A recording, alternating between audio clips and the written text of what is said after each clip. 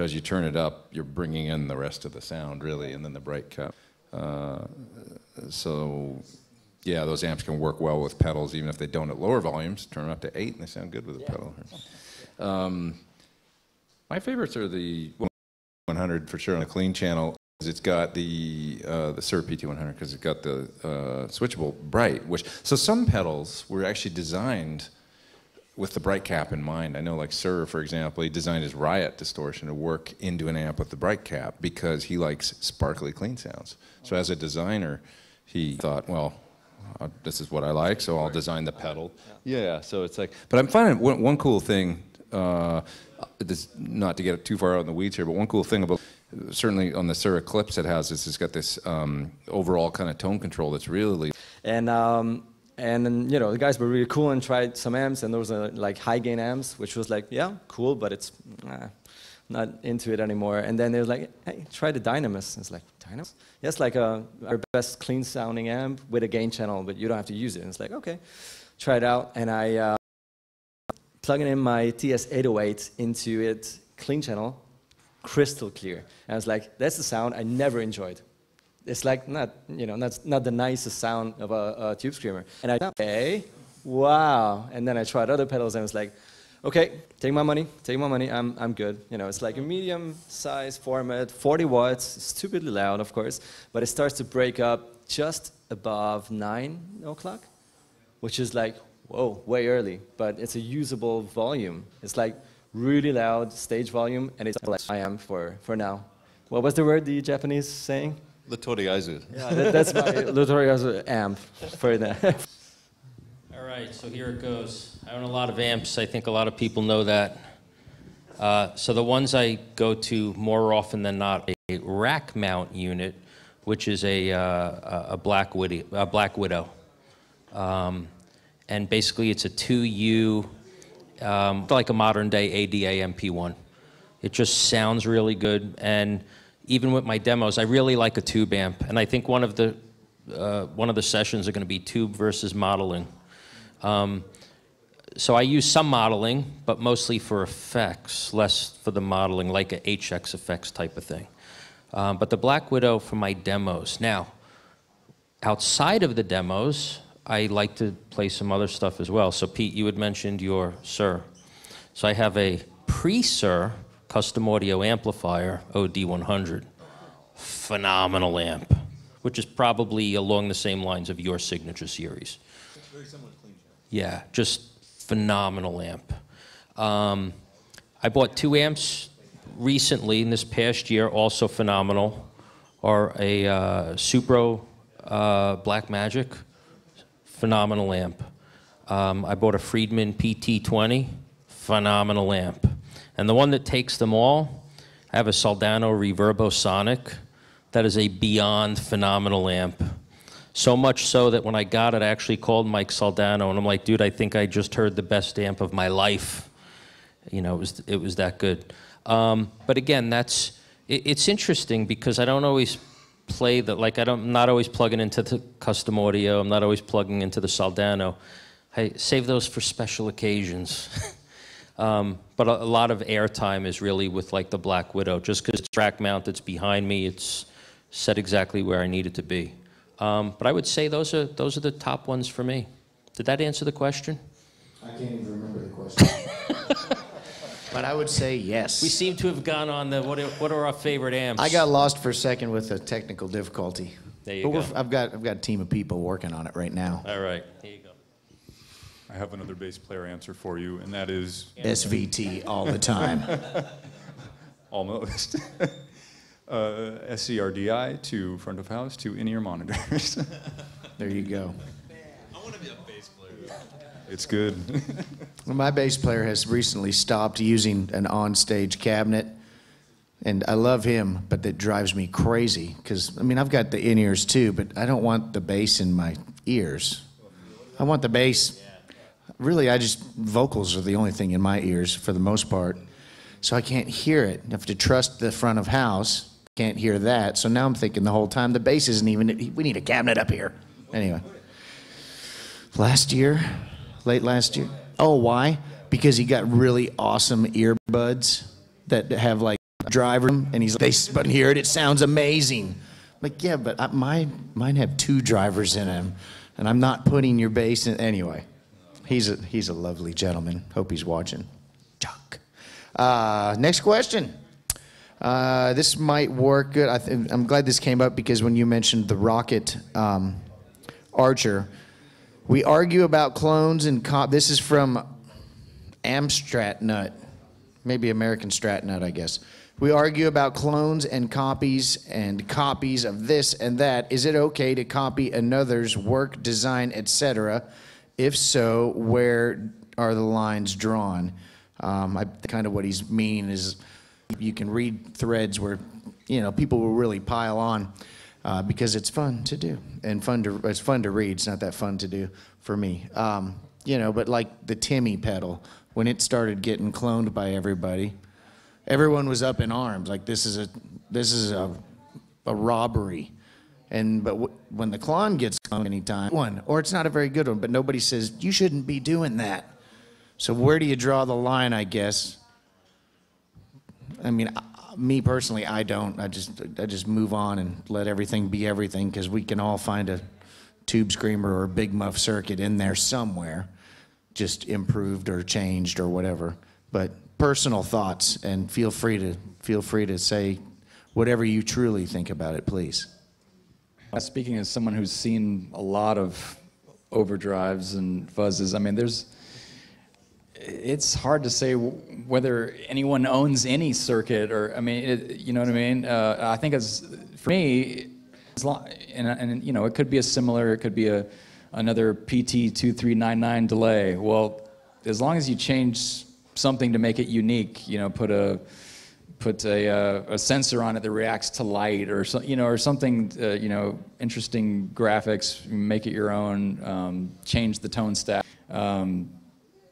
As long as it's just not a flat out, you know, copy of something just to kind of make money quickly, you know, I think, yeah, it's all about integrity, and people can see that in a quality design. You know, if it's somebody's circuit board that you painted over, I mean, that's a little bit, that's the robbery right there. Yeah. No, all of them are green anyhow. That's right. They don't even overcolor. So yeah, that's about all I have to say to that. I think people just, I mean, people get really protective over circuits, which is a strange thing. But we also have to, I mean, we have to improve on things from the past too. So I mean, I think there's only so many circuits from the 60s and 70s, and we got to start there and then maybe work to the future. So I don't know. I'm just kind of thinking out loud, but here you go, Pete. No, I think I basically have the same opinion. I mean, I think it's a matter of ethics, kind of where okay, to get a patent is what, like in the U.S., probably $30,000 or something like that at the end of the day. So it's like, are you going to do that for your overdrive pedal? So no. You're right about the clone, though. The clone's an interesting one in that nobody really complains about the clones, and I think it has a lot to do with the fact that he quit making them. And so it's like, well, you can't. He's not selling anymore anyway. So probably designers were like, well, we'll just make it though. So that's probably got something to do with it. But look at the Tube Screamer. I mean, how many Tube Screamers is there out there? So why does one pedal get copied and others, oh, that's sacrilegious or whatever? I don't know. I think it's all about taste. Like with amplifiers, I mean, my amp's basically we come right out and say it's American style drive. I mean, everybody knows where it's coming from. It's just got little tweaks that make it unique and better to us. You know, it's all a recipe. But I do think that there's something to, like, if somebody comes out with a new design and it's out for a year, maybe 2, give the guy a minute to, like, you know what I mean? To make, if he's got a cool, like the Klon or something. Yeah. Nobody was copying Klons when they first came out. And, you know, he sold a whole bunch of them back in the 90s. And then he stopped. A long time went by. People started making them again. And I think that that's probably fine. It's like, is there a problem with that? You know, if it's like he doesn't even make it anymore, it's like, you know. But yeah, give him a minute. Give it a couple years, 3 years before you copy the, you know, the thing and then come out with your own version. And if you do, maybe make something, change a couple values, make your own thing, put a couple other features. The Bondi was a nice version of the Klon. It's basically a Klon circuit, but with a bass and a treble control and a two-way switch. Change the voicing a bit. Yeah, switch it up a bit. Do something unique with it and make some, you know. But I contradict because I use an Archer and I think it's pretty close to. But it sounds good. So. Yeah. Well, it's interesting. It's hard to begin with. There's ridiculously, a really ridiculous amount of pedals out there, and many are like TS-type pedals and Klonstein pedals and, Red-style pedals and big, And still, I never ever heard a pedal that's kind of a, sort of like a reissue or something of for instance, a Klon or something that sounded exactly the same. So, right? It's like an Archer. It's not a Klon. I tried one once that I did a back-to-back with a good Klon, and this was with, it's a clone that I won't name, but I plugged, and I was like, it's going to sound the same, and you're right, it didn't. And I was like, I didn't want to like the clone more, but I actually did, and I was like, ah, shit, because it's like I wanted to, I wanted the new one to be just as, but actually it had a little something. And I heard it, and other people in the room when I was doing it heard it, went, it's got a little more, and I was like, it's just like, it's like. It's the enclosure. Yeah, it must be. It's just the looks. No. So the thing is, if it's, as Andy told, like, if it's your take on something, if Robert Keeley says, I'm going to be, making something that's kind of Tube Screamery, it will never ever sound like a Tube Screamer. It will have that kind of take and, that kind of approach of this mid-hump and everything, but it's going to be a pedal that sounds like a Keeley pedal. And if, like the brand new Pantheon, you guys probably know about it, Brian Wampler. Brought it, which is something like a blues driver, kind of a blues breaker, sorry, and this King of Tone kind of vibe. And yeah, probably you can tweak it that it sounds like a King of Tone, but it has way more gain. It's smaller. It's it's all different. You have different knobs and everything. It's just his take on it. So why not kind of seeing it as a custom shop? And yeah, if it's just a ripoff, just to make it cheaper and make money, I will not buy it.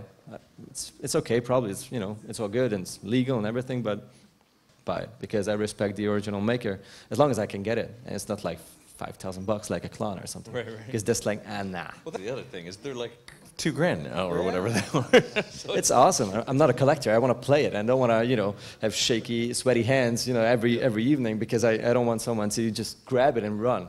Right. Yeah, a club or something. Yeah, exactly. Yeah.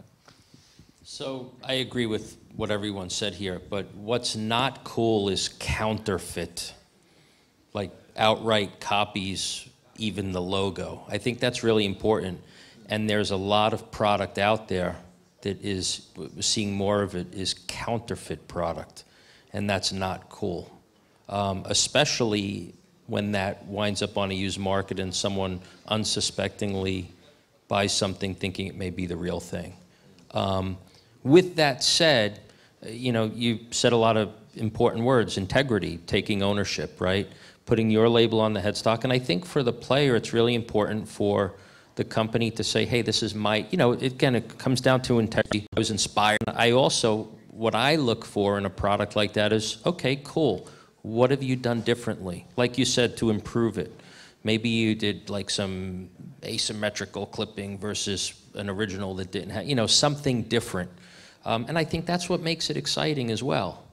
So as long as there's transparency and integrity and you're owning up to what you're doing, I think that's okay. Counterfeit, not okay. Copy that. I agree. I think we're all on the same page. And something that has been nice to see is that when counterfeits or blatant rehousings have come up, the market has spoken and just said, that's not cool, we don't like that, and shun you.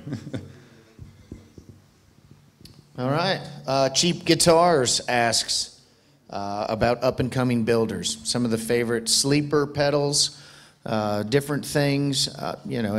Once again, not that I ever get bored with overdrives or fuzzes. I never do. I like every single one of them, I think. But, every once in a while something comes in, it's like, wow, here's something different. And for me, in fact, I just saw at the hotel the little, that was so nice. Thank you, Ove. That was beautiful. I hope everybody else got one. Wow, that might have just been really bad. Oh, yeah, these guys are who I would have named when I saw this question. The first ones that came to mind. Game Changer Audio, who are here at GitCon, which is great. I look forward to meeting them.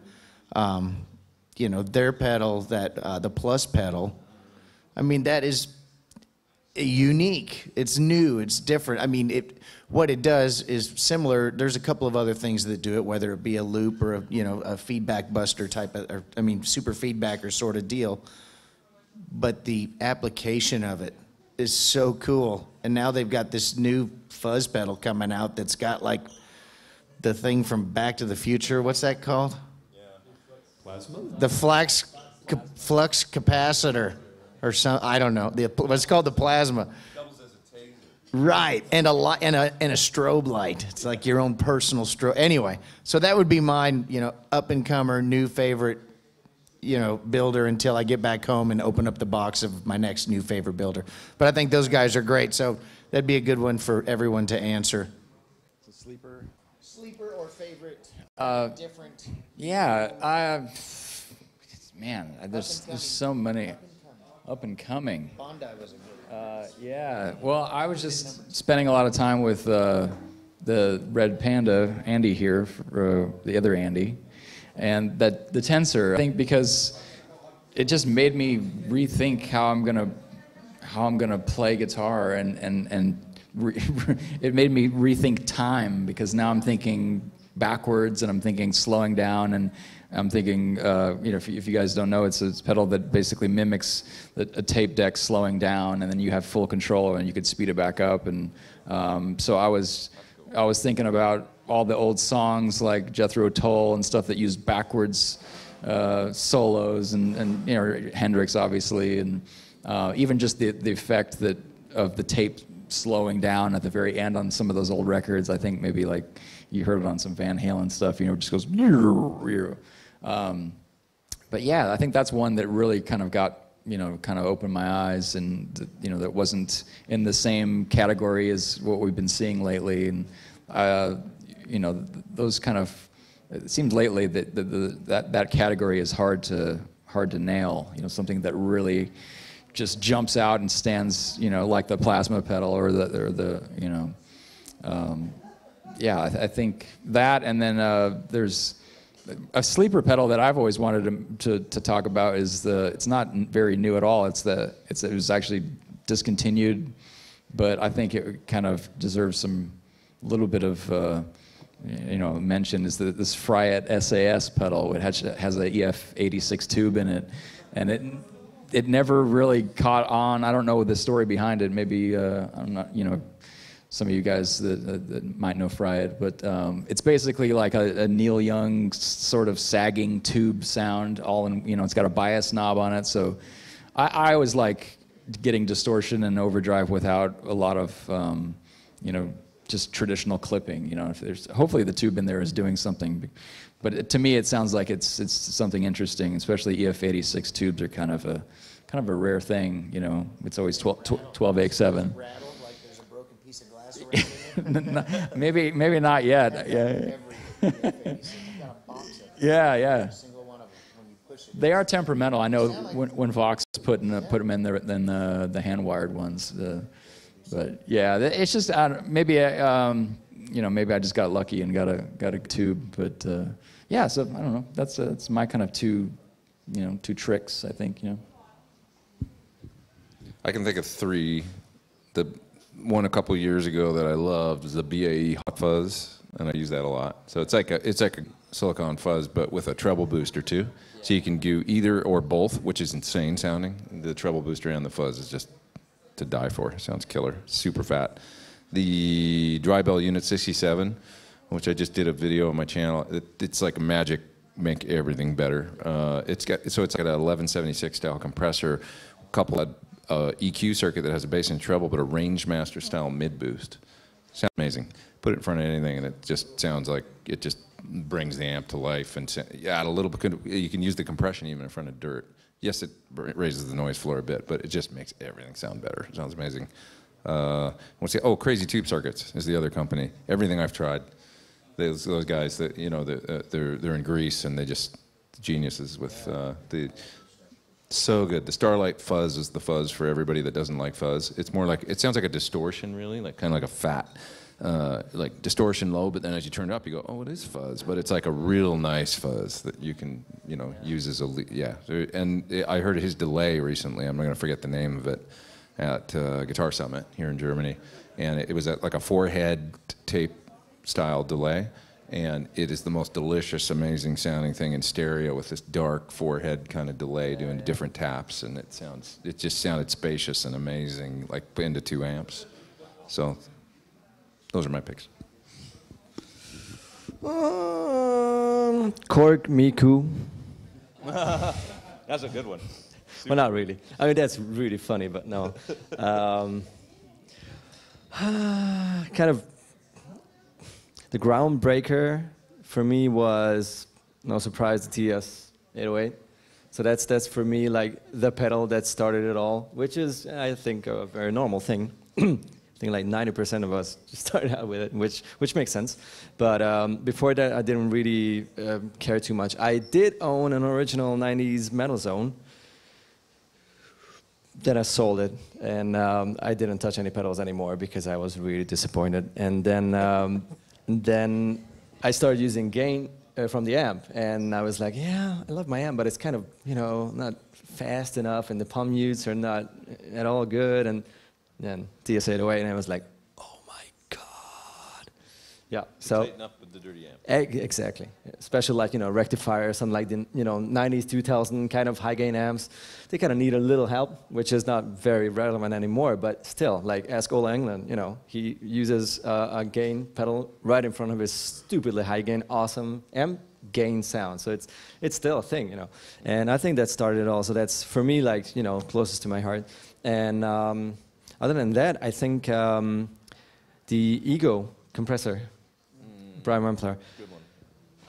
That's like the most beautiful clean sound I ever heard, and the pedal is so subtle. You can set it to a sound to a point where you really they don't even feel that you have a compressor on. No one will recognize it, you know, because the player feels it way earlier than the listener if a compressor is on. And you can set it so subtle, it just gives some rich, nice, I don't know, it opens your sound up, which is really cool, and you can squash the hell out of it, of course, if you overdo it, which is fun. Yeah, and you can use it as a clean boost, you can use it as a, you know, crazy John Frusciante kind of, you know, squashy sound. You can just use it to get more sustain. That's my you know, my savior. So when I think of sleepers, I think of a few companies out there. One of them is Amp Tweaker. Amp Tweaker is popular among certain groups, but I wouldn't say it's as popular as Boss. James Brown. James Brown. I just had him on a live show of mine a few weekends ago, and let me tell you, first of all, he's a phenomenal person. He's just a wonderful person. For those that don't know, he was the 5150 designer. And his pedals are amazing. He and his wife build the pedals. Okay, so there's a story behind it. It is. He hand builds the pedals. They're built like tanks.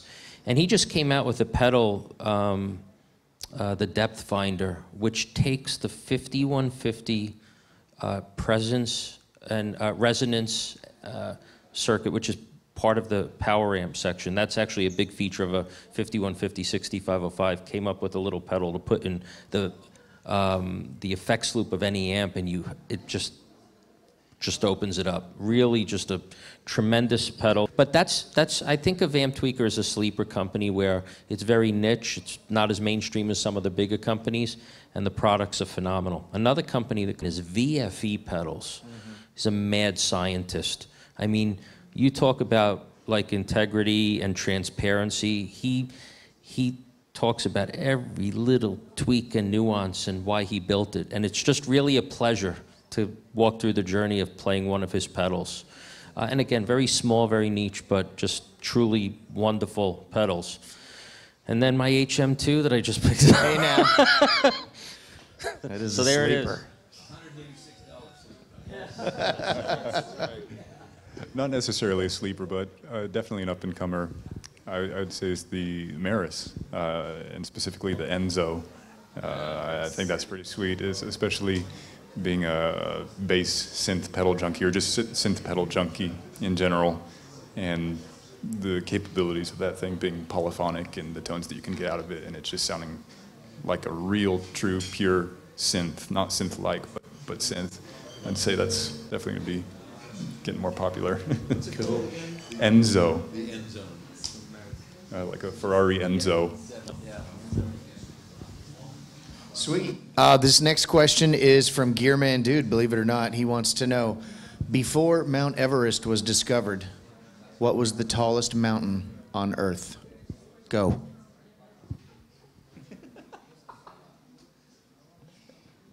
Is this pedal related? Is this Kilimanjaro. I would say Kilimanjaro. was it K2? Yeah, I'm gonna go with K2. Yeah. It's called K2 probably because it's second. So. It was actually still Mount Everest. Just because it hadn't been discovered didn't mean it wasn't the tallest. I'm just trying to, you know, take it a little side step there. Seriously though. This one's from Jay Moose. Might be cool, blah, blah, blah, blah, blah. Talk about reliability, putting together a solid board, how to keep it working, what to do, backup plans if and when things hit fan, which is great. You know, basically board maintenance and backup plan, assembling a board. I mean, great question for Pete, who's putting miles and miles, but then the rest of us are all out playing too. And I mean, I don't take care of my stuff at all, and I just throw it in the car, and I don't see it again until the next gig. And anyway, that's actually a really good question. Yeah, that's. I mean, I'd be interested to hear what Pete says too. But at least from my experience, I think just taking care of your stuff goes a long way, especially with like patch cables or just any cables in general.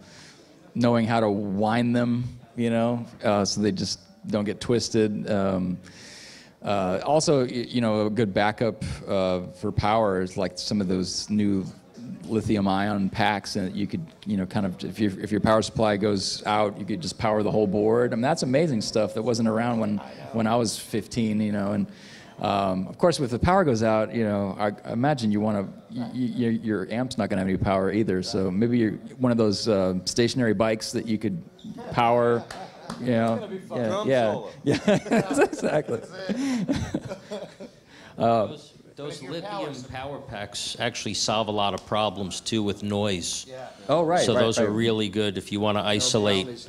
No ground issues. So having one of those, you know, pick your flavor, put one of those on your board, and they last a long time, you know.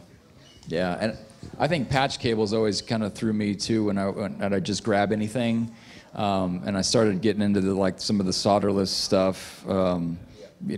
That just freed up so much, you know. I mean, well, Are you saying? Well, no. Pete, are you saying no good on that? We're not talking. No. We're not. I'm not talking George L. I'm talking next level stuff, you know. Yeah. No. Solid. The way like the evidence ones connect, it's pretty solid. I mean, there's some cool demonstrations you could check out about how strong like the solid core copper cable is, and so yeah, I mean, thinking, you know, having to quickly dissect a problem, and it's usually a cable that's not pushed in all the way, or you have to tweak it a certain direction. I think if you just start off with solid cables and get it done from the get-go, I think it'll save you a lot of trouble. So a lot about cables, but I don't know. That's what's feeding your whole signal chain. So I think it's important. Yeah. I totally agree. Yeah, 9 times out of 10, if there's a problem with your guitar rig, well, okay, 99 times out of 100, it's the damn cable. It's the cable. The speaker cable came out of the amp a little bit, or out of the cabinet, or something on your board, and that's why I'm not now. But I must confess, I never tried the evidence. The evidence makes quality stuff, so maybe they've made a better mousetrap.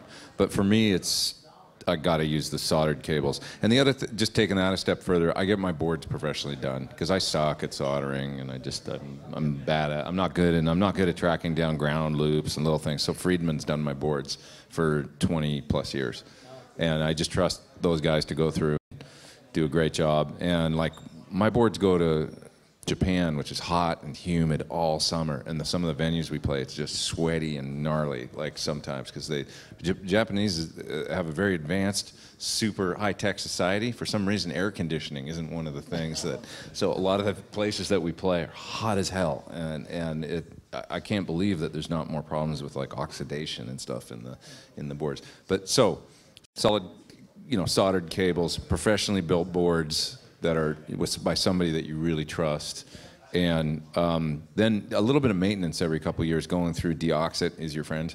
Going through every jack, spraying them out, because it's amazing how I had an amp once that was in Japan for a few months, and then on a tour, and then it stopped over in Hawaii because I was doing a one-off in Hawaii on the way home, and I think it was on the Hawaii gig that it started to malfunction a little bit, and when I got it back to LA, I had Sir look through it, and he went, "Oh, the effects return jack is totally oxidized." So, and it's just the weather, it's the humidity and stuff. So if you're in a humid climate, know that that's a thing, and you got to go through and do the maintenance and have it clean and stuff.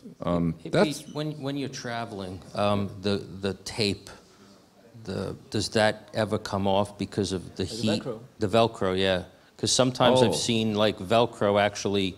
So are you strapping your pedals down? Yeah. How I do you use Dual Lock, which is the 3M real, industrial strength stuff. Yeah, and I've never used anything else other than Dual Lock, because that's just what. And another thing you can do with Dual Lock on a board, actually, if you're flying a lot, because sometimes even like with Dual Lock, you push a pedal down or whatever, everything's cool, you got your nice new board, and then you fly overseas and you pull it out and the pedals are all off because somebody like threw it from like 2 stories off a plane or something.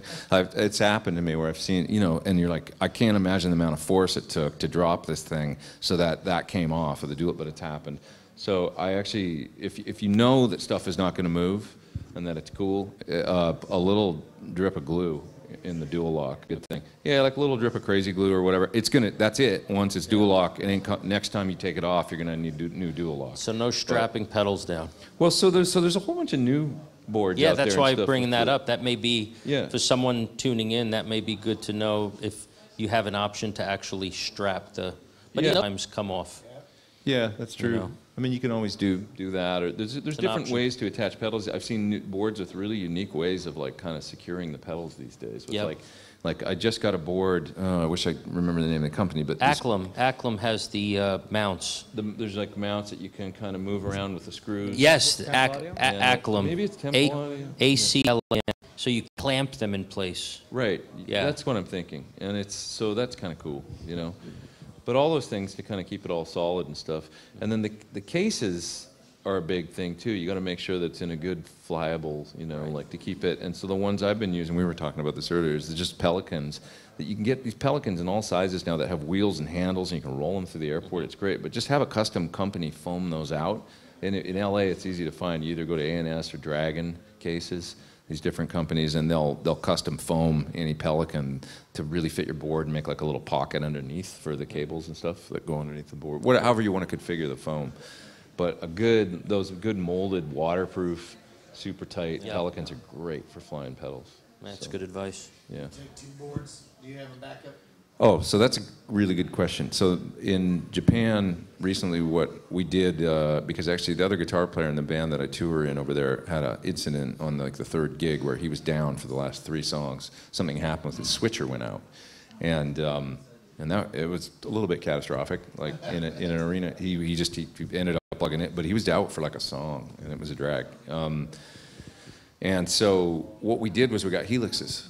From line 6, and we dialed them in, just made like 5 presets on each one that were really close to our main sounds, and I even loaded IRs into the helixes that were like the cabinets that we really use. So I loaded up a 212 closed back with G12H cream back style speakers, which is what I actually hate. That's my Sir cabinet, and we plugged those things in once you dialed them in and stuff like that. We plugged them in, and then we went back and forth, went out and listened to the PA in the arena.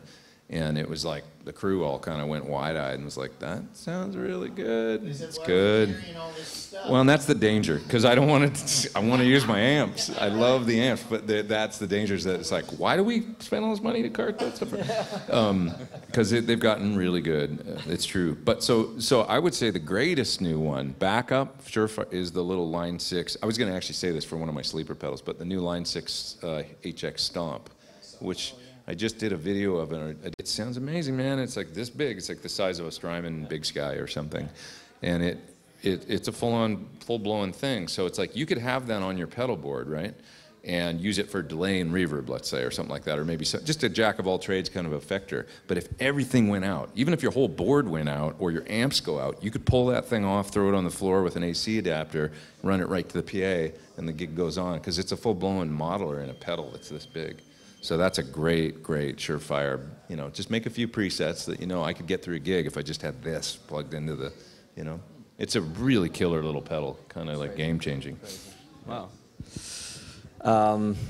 Funny enough, I never counted how many shows I played in my life. It's, you know, a fair amount, some shows. And I never, ever had any issues with any pedals or cables or anything, ever. And I kind of feel like I'm cheating somehow. I don't know. It's like, it's not fair.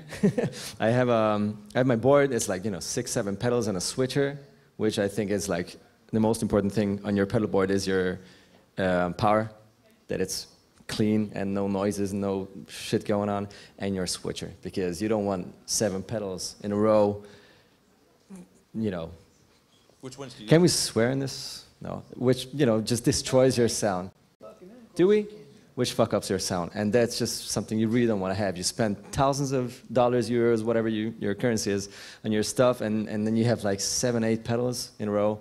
One wah will suck all the presence out of your sound. Not all, but many wahs do. And that's one pedal. You know, and then you have true bypass pedals, which is awesome, but you have your plugs, you know. A jack will suck a certain amount of sound out because it's, you know, 2 metal surfaces meeting each other. It's not a perfect connection. So yeah, so I think a switcher is very important. Also, if like one pedal craps out, it's out of the way. You know, you figure out which pedal it is and just avoid that pedal, you know, and just keep on playing. So that's kind of my safe place, you know, to make sure like I can kind of minimalize the problem and kind of sort out, you know, what went wrong and just try to avoid that part of the pedal board. And if it all goes wrong, I have you guys probably know Thomas Bluk, maybe you know him. Super sweet player, oh my God. And he has this amp one, which is like a pedal format amp with like a tiny little tube in it. And it's one of the, you know, one of the greatest tiny amp I ever played. Probably the best up on this point, especially on the pedal format. So that's in my bag. If everything goes wrong, it's like, you know, I just plug it in. If my cab's still all right, if it's not my speaker cable, I just plug that in. If it's all gone, I just, you know, plug in DI, go, and it's ridiculously good. So, but I kind of hope I will use that one day. It sounds weird, right?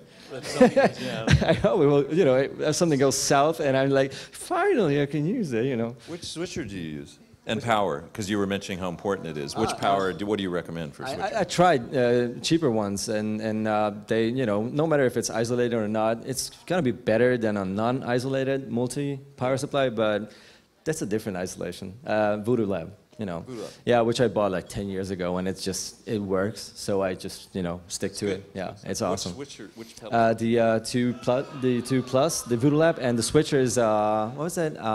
One Control, Japanese brand, super sturdy. I like it. Works. Yeah. I don't know if I could add more than what everyone already mentioned, so I'm gonna pass. I think the only thing that I have to offer is with larger devices like expression pedals or large power supplies mounted underneath, I'll often use pull ties to secure them even more solidly. The cable tie? Yeah, or zip tie. Zip ties. Zip tie. And I've never had one come apart, but I use dual lock also, and I see those come apart often after having checked them. Yeah. So who knows what's happening. Deoxid is a great, I'm sure everybody heard it. I don't know if they did or not, but that's such a wise call. Every once in a while, if you're bored, just unplug everything and squirt that stuff in there, put a little behind your ears. It's great. It's good stuff. Sorry, I was lying. I had issues. Like every 10th gig, my wah goes. Yeah. You can't fix that. You just have to get a new one. Which I do, and then after a year it goes. Yeah. Replace it. So the Oxid is the shizzle. Yeah, you just have to make art out of them. We'll make this the last question because I'm sure people would like to see some slaying and melting of faces and get the jam going. I did like this question a lot. Let's see. This is from Archtop. He wants you to each recall your he says your rig when you were 16, but let's streamline that to your first guitar rig as a teenager or whatever. Had more than just your first guitar. And when you first bought a pedal, maybe 2 pedals, you were trying to get a sound. For instance, I'll go first. I had a chance to think about this because, man, I had a great sound. It was a PV Bandit 65. I'm from northern Minnesota, so... Me too. Whole lot of PV Bandit and 65. Yamaha going on up there, don't you know now? That's what we have. PV Bandit 65 with that tone thing pulled. Yep. But wait, there's more.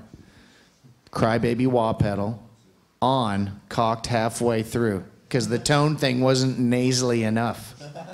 So that, Boss DS1, and a Boss, the TU-12 or whatever, Boss tuner, duct taped on top of the amp. And I went and played the Cloquet Armory, set up my rig, and I just remember looking at it like, I have made it. I have a rig here. I think I even had a wireless unit. I don't remember that. You probably had the Nady 101. I think it was a Samson. Okay. I think it was a Samson. But anyway, so yeah, that was my first real rig that I was proud of. PV Bandit, cocked wah, DS1, crane focus. That was the day you were Chris and Gear, man. I peaked early, everybody. Next. Well, I was lucky that my first, I consider real amp was a late 70s Master Volume 51 Marshall. So yeah. Before that, it was a Carvin, solid state Carvin. So maybe that I should have gone to that one.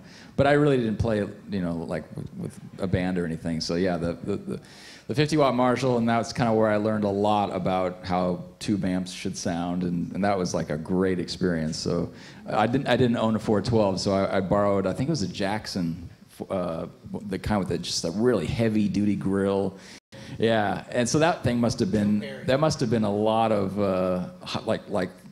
totally 300, 400 watts or something crazy. So it was kind of an interesting thing, lower room or something, but. And then, yeah, that Blues Breaker pedal again. And then, of course, the Phase 90. I think that's I don't know. I think that was one of the things I really wanted first over everything, just because, That could be used today. Yeah. Must be funny. That's like a pro rig. Well, okay, I'll go back to the Carvin and a Ibanez Destroyer 2, which was red. Yeah. So, yeah. So, there you go.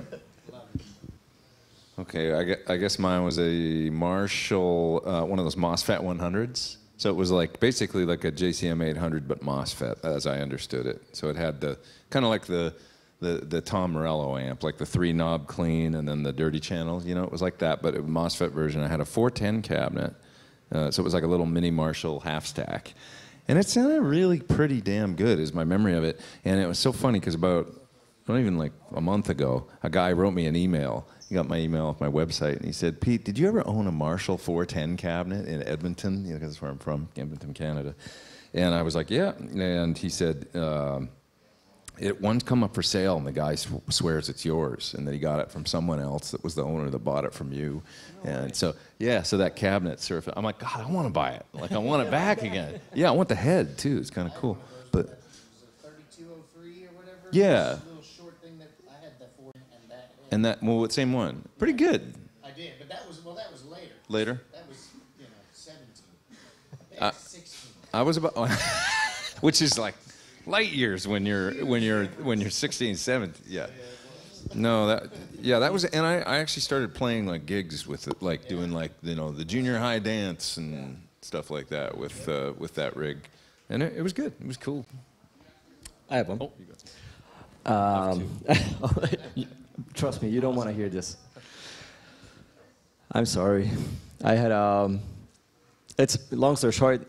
We had some musician friends, you know, way over 50, probably over 60, and the guitar player had some serious back issues, and he had a super lean drum. And he was like, I hate this, it's way too heavy, you can have it, like, give me some money. No, I had to pay, of course, but I didn't have any money, so my dad bought it. But it was really cheap. I was like, okay, that's a real Marshall. Awesome. Wow, looks old, but yeah, still, looks like a Marshall. Turn it on.